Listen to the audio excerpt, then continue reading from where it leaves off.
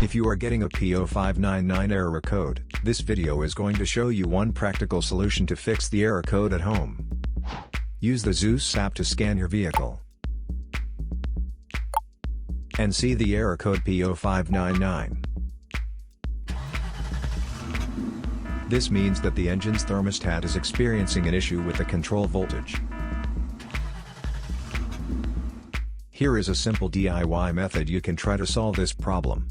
Method A, the thermostat.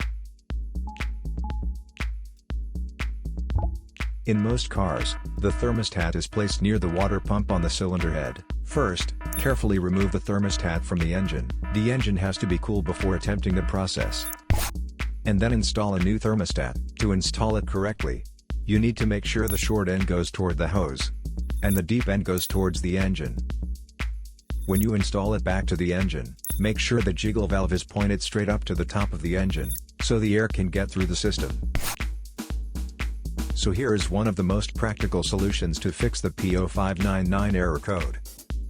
After the repair, you can now use the Zeus app to clear the error code. And tap the rescan button one more time to make sure everything is fine with your vehicle.